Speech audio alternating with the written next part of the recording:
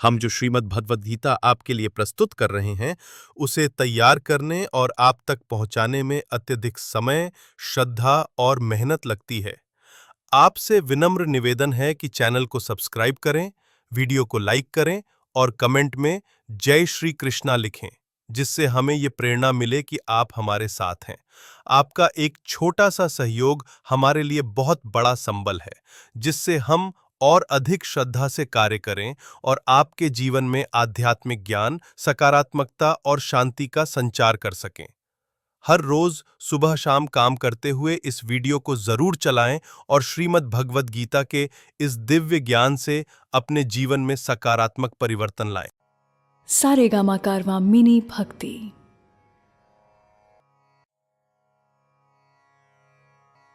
भगवद गीता अध्याय 5 कर्म संन्यास योग। नमस्कार दोस्तों, मैं शैलेंद्र भारती आपका हार्दिक स्वागत करता हूं। गीता की गंगा में बहते हुए हम 5वें चैप्टर पर आ गए हैं। दोस्तों, दुनिया में कुछ अलग करना है तो दुनिया से कुछ अलग जानना भी पड़ेगा, और गीता से बड़ा कोई ज्ञान नहीं। और अगर आपने सबसे बड़े ज्ञान यानी भगवद गीता को समझ लिया, तो फिर ऐसा क्या है जो आप नहीं कर सकते? तो आइए प्रारंभ करते हैं भगवद गीता के अध्याय 5 कर्म संन्यास योग का। अर्जुन उवाच संन्यासं कर्मणां कृष्ण पुनर्योगं च शंससि यच्छ्रेय एतयोरेकं तन्मे ब्रूहि सुनिश्चितम्। अर्जुन बोले, हे कृष्ण, पहले तो आप कर्मों के संन्यास की बात करते हैं और साथ ही साथ में कर्मयोग की तारीफ भी करते हैं। प्रभु, आप सीधे सीधे जो मेरे लिए फायदेमंद है वो बताइए। दोस्तों, कहीं जाने के लिए जब आप रास्ता पूछते हैं और अगर आपको 2 रास्ते बताए जाएं, तो आप कहते हैं, भाई जो रास्ता आसान है वो बताइए, जहां से मैं जल्दी अपनी मंजिल पर पहुंच सकूं। सीखने वाले को अधिकार होता है कि वो सिखाने वाले से कहे कि मुझे सही सिखाएं या सही प्रश्न का सही उत्तर बताएं। हम भी अर्जुन की तरह हमेशा ऐसी ही हालत में होते हैं दोस्तों, जहां हमें सही जवाब नहीं पता होता, और अर्जुन की तरह हमें भी जवाब पाने से कभी पीछे नहीं हटना चाहिए। श्री भगवानुवाच संन्यासः कर्मयोगश्च निःश्रेयस्करावुभौ तयोस्तु कर्म संन्यासात् कर्मयोगो विशिष्यते। श्री भगवान कहते हैं, कर्म संन्यास और कर्म योग ये दोनों ही फायदा पहुंचाने वाले हैं, लेकिन इन दोनों में कर्म योग साधन आसान होने की वजह से बेहतर है। दोनों रास्ते मंजिल पर पहुंचाएंगे, लेकिन एक रास्ता मुश्किल है। इसमें जगह जगह पर नदियां, नाले, पहाड़ और खाइयां आएंगी, लेकिन दूसरा रास्ता इससे कहीं आसान है, और ये रास्ता है कर्म योग का। कर्म योग वो रास्ता है जो हम में से हर कोई हर समय कर सकता है।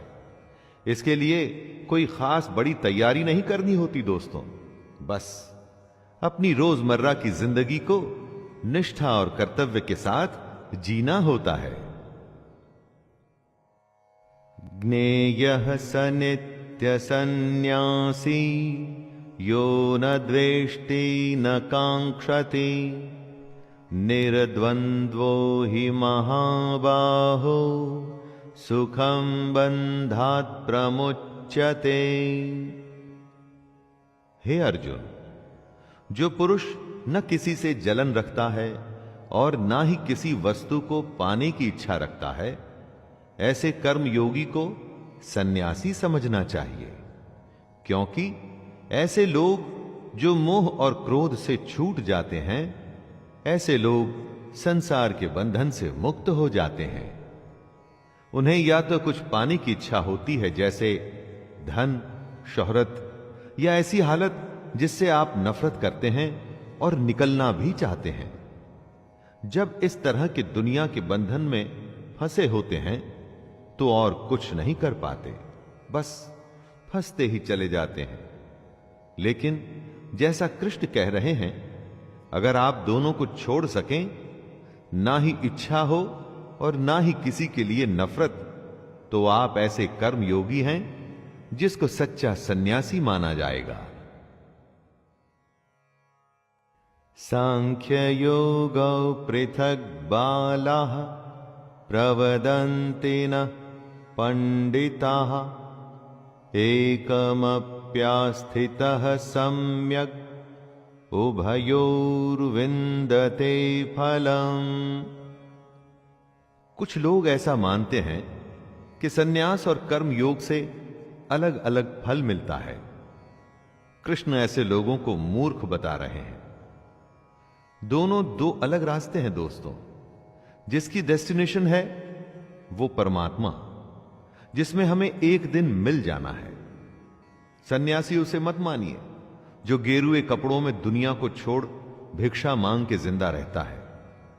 असली सन्यासी वो है जिसने अपनी फीलिंग्स पर विजय पाई है, जो अच्छे और बुरे को एक जैसा समझता है। और कई ऐसे हैं जो कर्म योग में रहकर भगवान को पाना चाहते हैं। वो भी गलत नहीं है। आपको अपना रास्ता स्वयं चुनना है।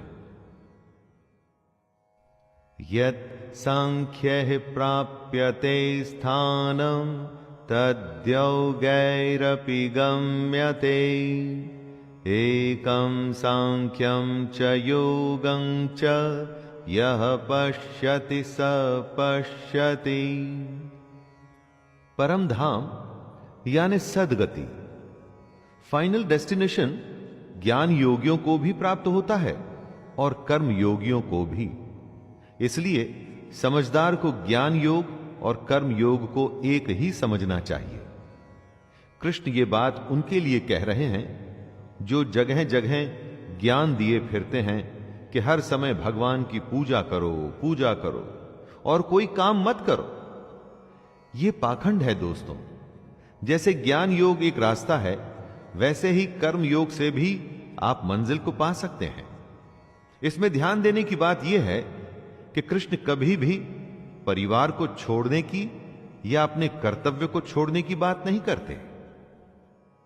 संन्यासस्तु महाबाहो दुःखमाप्तु मयोगतः योगयुक्तो मुनिर्ब्रह्म न चिरेणाधिगच्छति। कृष्ण अर्जुन को कर्म योग की अहमियत को समझाते हुए कहते हैं कि सन्यास का अर्थ है, अगर ज्ञान योग में भी कर्म योग का सहारा लोगे तभी तुम दुनिया के पचड़ों से ऊपर उठ के और सच्चाई को जान पाओगे। और अगर तुम्हें सच्चाई को जानना है तो अपने आप को कर्तापन यानी कि अहंकार, जैसे कि मैं हूं, मैं ही करता हूं, इसे छोड़ना होगा। और इसे कैसे छोड़ा जाए? अपनी इंद्रियों को वश में करके, फल की इच्छा को पूरी तरह से त्याग करके, कर्म को करके उसे भगवान को सौंप के अहंकार छोड़ा जा सकता है। अगर आपने ज्ञान योग का सहारा लिया तब भी ये कर्मयोग तो आपको करना ही होगा। तो फिर सीधे कर्मयोग ही क्यों न किया जाए? योग युक्तो विशुद्धात्मा विजितात्मा जितेन्द्रियः सर्वभूतात्मभूतात्मा कुर्वन्नपि न लिप्यते। यदि नदी के पानी को आप चाहे घड़े में भर लें, वो रहेगा तो पानी ही। ऐसे ही हम भी उस परमात्मा में से निकले हैं, उसका अंश है हमारी आत्मा। बस इसी को हमने समझना है। और वो कैसे होगा? कृष्ण उत्तर देते हैं कि जिसका मन अपने वश में है, जिसने इंद्रियों को जीता है और जो अंदर से एकदम शुद्ध है, ऐसा कर्मयोगी कर्म करता हुआ भी कर्मों के चक्कर में नहीं पड़ता। और जब कोई इस अवस्था में आ जाता है, तब उसका सामना होता है उसकी अपनी आत्मा से। दोस्तों, दुनिया का सबसे बड़ा सच यही है और इसी को जानने का ही यह सारा खेल है।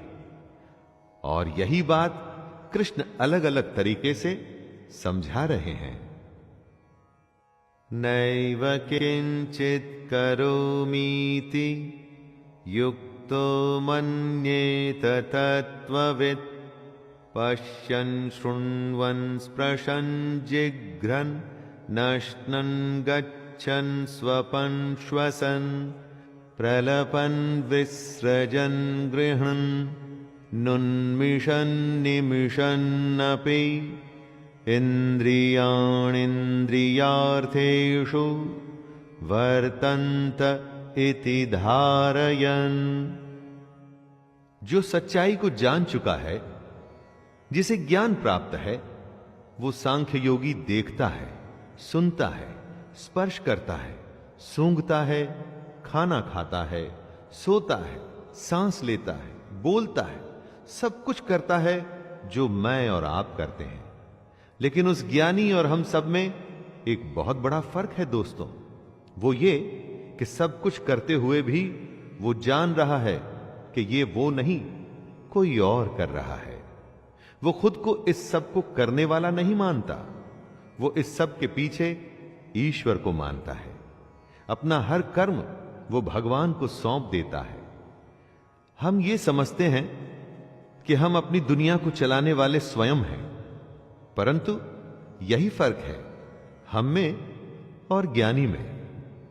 ब्रह्मण्याधाय कर्माणि संगम त्यक्त्वा करोति यः लिप्यते न स पापेन पद्मपत्रमिवाम्भसा।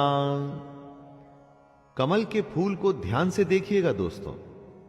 वो होता कीचड़ में है, उस पर से पानी आता जाता रहता है, लेकिन उसका पत्ता हमेशा सूखा ही मिलेगा। कीचड़ में रहकर भी वो उसमें लिप्त नहीं होता। यही समझदार की निशानी है। ऐसे ही इंसान को ज्ञानी कहते हैं, जो इस दुनिया में रहे, अपने सारे कर्म कर्तव्य निभाए, लेकिन उसमें लिप्त न हो, इनके चक्करों में न फंसे। जिम्मेदारियों से आप बच नहीं सकते दोस्तों, उनसे भागना कायरता होती है। जिम्मेदारियां तो हमें निभानी है, दुनिया के सारे काम करने ही पड़ेंगे, लेकिन ये काम ऐसे करने हैं जिसमें हम फंस न जाएं, जैसा कि कृष्ण बता रहे हैं। कायेन मनसा बुद्धया केवलैरिन्द्रियैरपि योगिनः कर्म कुर्वन्ति संगत्यक्त्वात्मशुद्धये। कर्मयोगी आखिर क्या होते हैं, जरा उन्हें समझने की कोशिश कीजिए दोस्तों। योगी अपने शरीर, मन, बुद्धि या इंद्रियों से कर्म करते हैं, लेकिन अपने अंदर से वो भगवान को समर्पित करते रहते हैं। बाहर से देख के ऐसा लगता है कि ये तो सब कुछ हमारे जैसे ही कर रहे हैं, हमारे जैसे ही परिवार हैं, नौकर हैं, नौकरी हैं, सब कुछ तो नॉर्मल है। लेकिन ऐसा सिर्फ दिखता है। योगी अंदर से एकदम शांत और गंभीर होता है, क्योंकि वो अंदर की आत्मा और परमात्मा का संबंध जान चुका है। इसके बावजूद वो सारे कर्म करता है। युक्तः कर्म फलं त्यक्त्वा शान्तिमाप्नोति नैष्ठिकीम् अयुक्तः कामकारेण फले सक्तो निबध्यते। कर्म योगी को और समझाते हुए कृष्ण कह रहे हैं कि कर्म योगी कर्मों के फल का त्याग कर देता है और इस त्याग की वजह से ही वो भगवान को हासिल कर पाता है। और वहीं दूसरी तरफ जो कर्म योगी नहीं है, जैसे कि हम में से ज्यादातर लोग, हमारे जैसे लोग कर्म के फल की ही इच्छा करते हैं और बस इसीलिए उसमें बंधे चले जाते हैं और कभी भी इस दुनिया के झमेलों से छूट ही नहीं पाते। देखा जाए तो दोस्तों, एक बहुत छोटा सा फर्क है इसमें। कर्म दोनों कर रहे हैं, बस फल से एक का लेना देना नहीं है और एक का बिल्कुल है। लेकिन इस छोटे से फर्क का नतीजा बहुत बड़ा होता है। सर्व कर्माणि मनसा सन्न्यस्यास्ते सुखं वशी नवद्वारे पुरे देहि नैव कुर्वन्न कारयन्। हमारा शरीर एक घर है जिसे 9 द्वारों वाला माना गया है। 9 द्वार जैसे 2 आंखें, 2 कान, 2 नाक के छेद और इत्यादि। इन्हीं 9 द्वारों के जरिए हम बाहर की दुनिया से डील करते हैं। दुनिया का कोई भी काम बिना इन 9 द्वारों के पॉसिबल नहीं है दोस्तों। इसी घर में रहता हुआ सांख्य योग वाला सन्यासी देखने में तो हम सबके जैसे सारे काम कर रहा है, लेकिन अंदर से वो एकदम अलग है।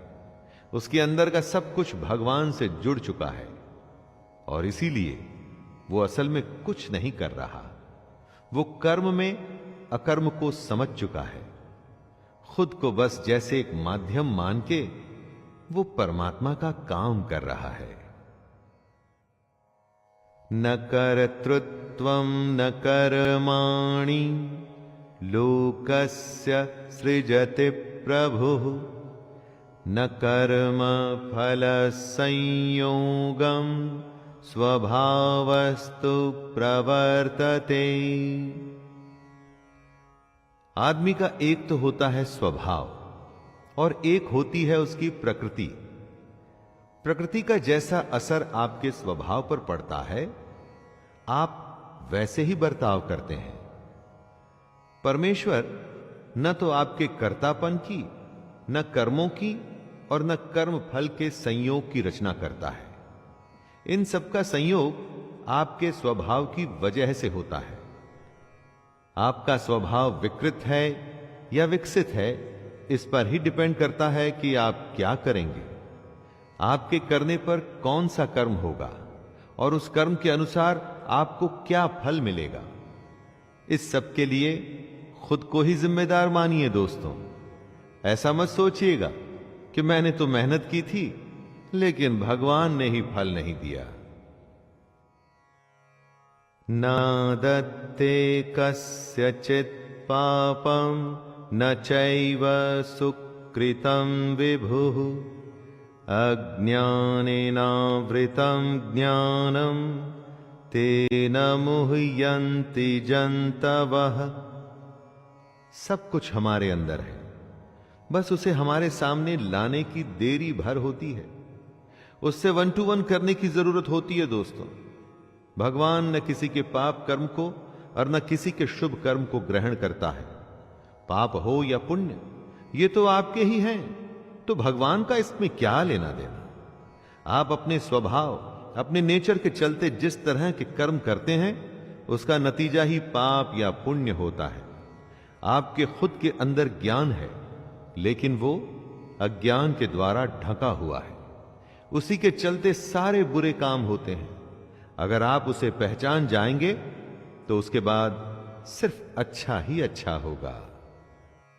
ज्ञानेन तु तदज्ञानं येषां नाशितमात्मनः तेषामादित्यवज्ञानं प्रकाशयति तत्परम्।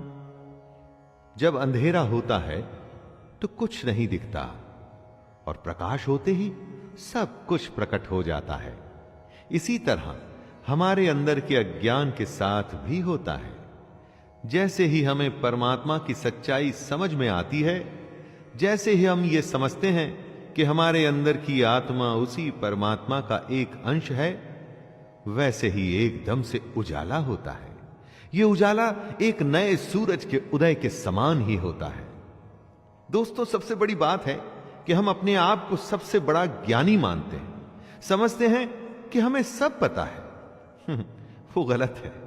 अरे, सबसे पहले यह स्वीकार करिए कि हमें कुछ नहीं पता, तभी रास्ता खुलेगा ज्ञान के आने का, वरना हमेशा ही अज्ञानी रहेंगे। तद्बुद्ध्यस्तदात्मानस् तन्निष्ठास्तत्परायणाः गच्छन्त्य पुनरावृत्तिं ज्ञाननिर्धूतकल्मषाः। ज्ञान की बातें हो सकती हैं कि आपको बोरिंग लगे, फिलॉसफी या बकवास लगे। ये तो बस सोच है दोस्तों। दुनिया की सबसे सच्चाई को अगर कोई बोरिंग समझना चाहता है तो उसे कोई क्या कह सकता है। कृष्ण कहते हैं कि जिसका मन भगवान के कहे अनुसार चलता है, जिसकी बुद्धि उसे सही राह पे ले जाती है, जिसका ध्यान हमेशा उस परमात्मा में लगा रहता है, ऐसे लोग एक दिन कर्म के बंधन से, जन्म के बंधन से मुक्त होकर उसी परमात्मा में मिल जाते हैं और इसे ही परम गति कहते हैं। दोस्तों, ये कुछ गिने चुने लोगों को ही मिल पाती है। क्या आप उनमें से एक हैं? विद्या विनय संपन्ने ब्राह्मणे गविहस्तिनि शुनि चैव श्वपाके च पंडिताः समदर्शिनः। समदर्शिता यानी कि समान भाव रखना। जो पंडित और चांडाल को, या गाय और कुत्ते को, गाय या हाथी को एक भाव से देख सकता है, उसे ही खुद को ज्ञानी कहलाने का अधिकार है। ज्ञान सबसे पहले हमारे अंदर के भेदभाव को खत्म करता है। चारों तरफ यही भेदभाव तो हमें दिखता है। हजारों साल पहले जो कृष्ण ने कहा, उस पर आज तक भी लोग चलने को तैयार नहीं हैं। अगर ज्ञान हासिल करना है तो अपने अंदर समभाव पैदा करना चाहिए। अज्ञान या अहंकार में किसी को छोटा या बड़ा समझना बेवकूफी है। इहैव तैर्जितः सर्गो येषां साम्ये स्थितं मनः निर्दोषं हि समं ब्रह्म तस्माद् ब्रह्मणि ते स्थिताः। कृष्ण कह रहे हैं कि जिसके मन में समभाव आ गया, उसने जीते जी ही इस दुनिया को जीत लिया। दोस्तों, जिस दुनिया में हम लोग रहते हैं ना, उसमें ज्यादा पैसा, बड़ा घर, बड़ा नाम, शायद इसी को जीत माना जाता है। लेकिन कृष्ण ऐसा नहीं मानते। उनके हिसाब से दुनिया को वो ही जीत सकता है जिसने अपने मन को जीता।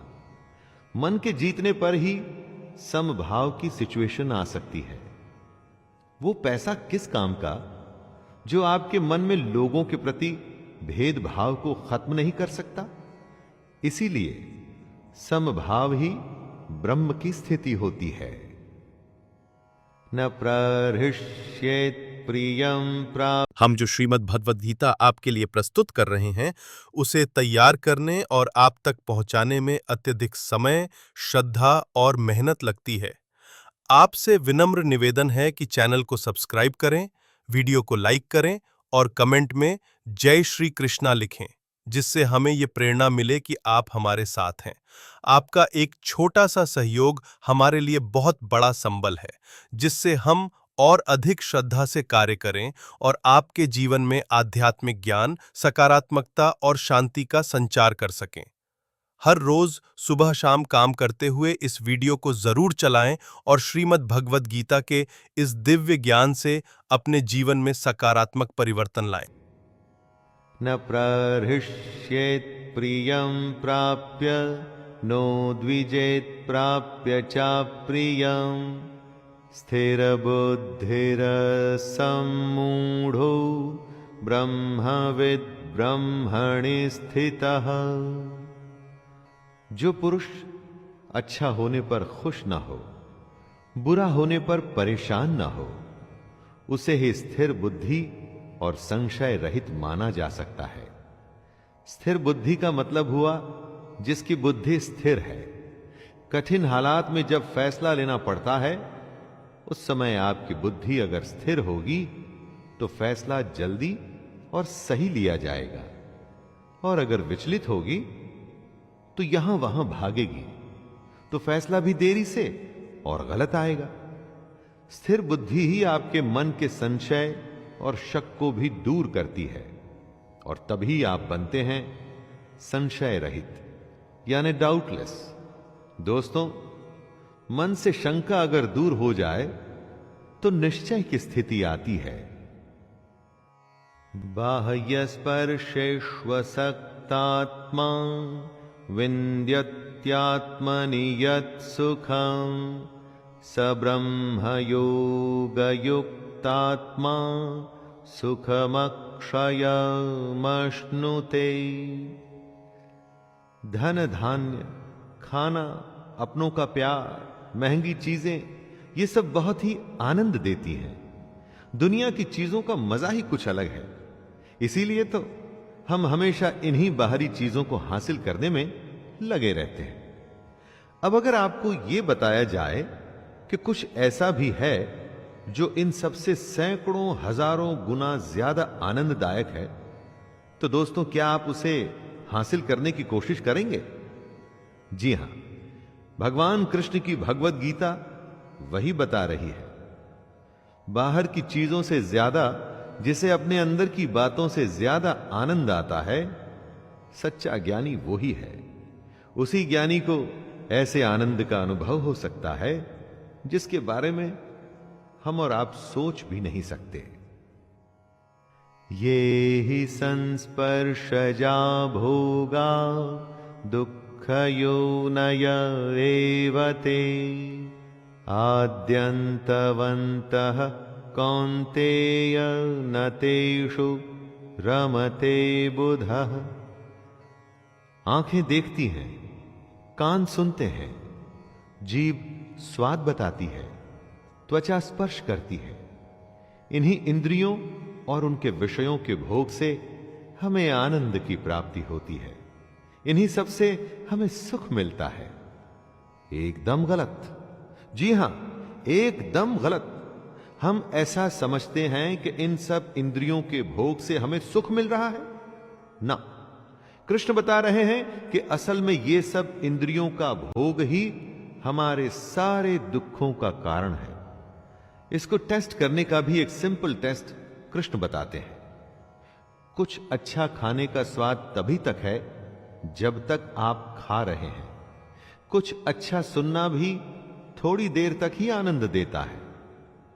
इसलिए दोस्तों, इंद्रियों के सारे आनंद नाशवान हैं, यानी कि खत्म हो जाते हैं। इसलिए ज्ञानी पुरुष इन इंद्रियों के सुखों में नहीं फंसते। शक्नोति हैव यः सोढुं प्राक्शरीर विमोक्षणात् काम क्रोधोद्भवं वेगं सयुक्तः स सुखी नरः। हम में से जो भी मरने से पहले, इस शरीर के नाश होने से पहले ही अपने काम क्रोध को नियंत्रण में रखने में समर्थ हो जाता है, वही पुरुष योगी है और वही सुखी भी है। कृष्ण कहना चाहते हैं कि समय थोड़ा सा है। समय पूरा होने के बाद तो मर ही जाना है। उसके बाद फिर कोई दूसरी योनि मिलेगी, शायद कुत्ते की, पक्षी की, गधे की, घोड़े की, किसको पता। तो मरने से पहले ही अगर अपने मन पर विजय पा लोगे, अपने काम क्रोध से पैदा होने वाले भावों को संभाल लोगे, तो तुम्हारा भला हो जाएगा। वरना जन्म और मृत्यु का चक्कर लगा ही रहेगा, लगा ही रहेगा। योऽन्तः सुखोऽन्तरारामस् तथान्तज्योतिरेव यः स योगी ब्रह्मनिर्वाणं ब्रह्मभूतोऽधिगच्छति।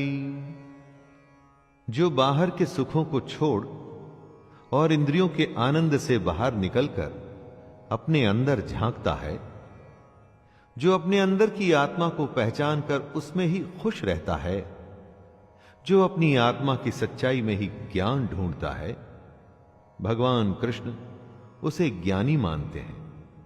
बाकी तो बस हैं, और अगर वो भी नहीं होंगे तो कुछ फर्क नहीं पड़ेगा। कृष्ण कहते हैं कि ऐसे ज्ञानी ही ब्रह्म को प्राप्त होते हैं। लेकिन दोस्तों, इन सब बातों का यह मतलब बिल्कुल नहीं निकाला जाना चाहिए कि सब कुछ छोड़ के सन्यास लेना है। अरे कर्म तो करना ही है भाई, उसके बिना तो कोई रास्ता ही नहीं। लभन्ते ब्रह्म निर्वाण मृषयः क्षीणकल्मषः छिन्नद्वैधायतात्मानः सर्वभूतहिते रताः। जिनके सारे पाप खत्म हो चुके हैं, जिनके सब शक ज्ञान द्वारा मिट चुके हैं, जो संपूर्ण प्राणियों के हित में लगे रहते हैं, और जिनका जीता हुआ मन अपना काम करते हुए भी परमात्मा में स्थित होता है, वे पुरुष ही शांत ब्रह्म को प्राप्त होते हैं। जैसे लालच में कभी शांति नहीं मिलती, शांति मिलती है संतोष में, उसी तरह से बाहर की चीजों में जो आनंद है वो झूठा है। असली आनंद आपके अंदर है, अपने अंदर, मन में, दूसरों की भलाई में। जो इस तरह से अपने आप पर विजय पा लेता है और इन बातों के कहे अनुसार चलता है, उसी को अंत में ब्रह्म की प्राप्ति होती है। काम क्रोध वियुक्तानां यतीनां यतचेतसां अभितो ब्रह्म निर्वाणं वर्तते विदितात्मनां। दोस्तों, ज्ञान की शुरुआत होती है मन पर विजय पाने के साथ। लेकिन मन को कैसे जीता जाए? अपनी भावनाओं को कंट्रोल करके। जब भी आप बेहद ज्यादा गुस्सा होते हैं तो आपको पता लगता है, बहुत ज्यादा प्यार में होते हैं तो भी पता लगता है। बस इसी अति को रोकना है। यही वो भावनाएं हैं जिनको नियंत्रण में लाना है। काम क्रोध पर तभी विजय पा पाएंगे जब मन में प्रण करेंगे कि विजय पानी ही है। सोचेंगे ही नहीं तो कभी कुछ होगा ही नहीं दोस्तों। और जिस दिन ऐसा हो गया तो सोच लीजिए, आपके अज्ञान पर से पर्दा हट रहा है और आप ब्रह्म के पास हो रहे हैं। स्पर्शान् कृत्वा बहिर्बाह्यांश चक्षुश्चैवान्तरे भ्रुवोः प्राणापानौ समौ कृत्वा नासाभ्यन्तरचारिणौ यतेन्द्रियमनोबुद्धिर्मुनिर्मोक्षपरायणः विगतेच्छा भयक्रोधो यह सदा मुक्त एव सः। दुनियादारी को भूल बाहर के विषय भोगों को छोड़ के आंखों की दृष्टि को माथे के बीच में स्थित करके अपनी सांस पर ध्यान दीजिए। इसे ही प्राणायाम कहते हैं। यह एक माध्यम है ध्यान में जाने का, अपनी इंद्रियों को वश में करने का। जिंदा रहने के लिए अपने आप सांसें तो सबकी चलती हैं। अपनों को औरों से अलग करिए दोस्तों। अपनी आती और जाती हुई सांसों को नियंत्रण में करिए। तभी आप अपनी इंद्रियों, मन और बुद्धि को जीत पाएंगे। तभी आप इच्छा, भय और क्रोध से छूट पाएंगे और इसी से ही आपको मुक्ति मिलेगी।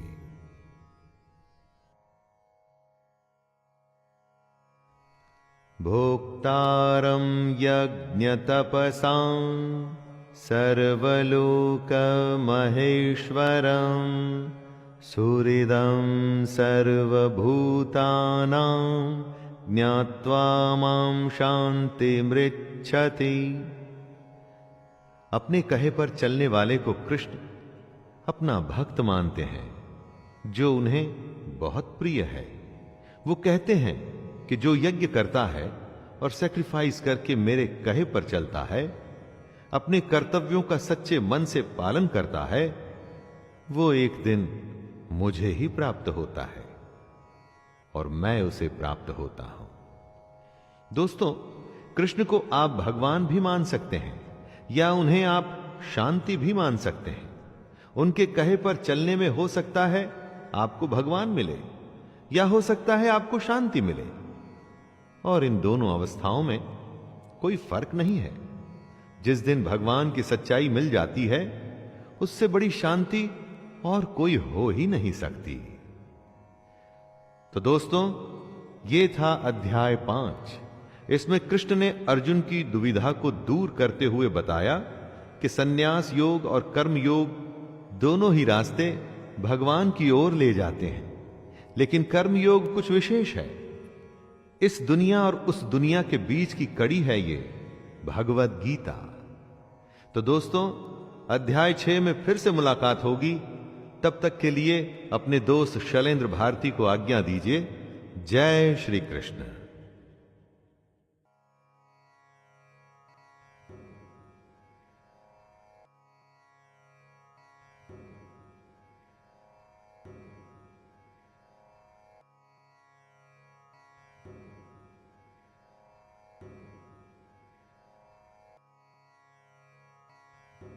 अगर ये वीडियो आपके हृदय को स्पर्श करे तो इसे लाइक करें, चैनल को सब्सक्राइब करें और इस ज्ञान को अपने अपनों तक जरूर पहुंचाएं।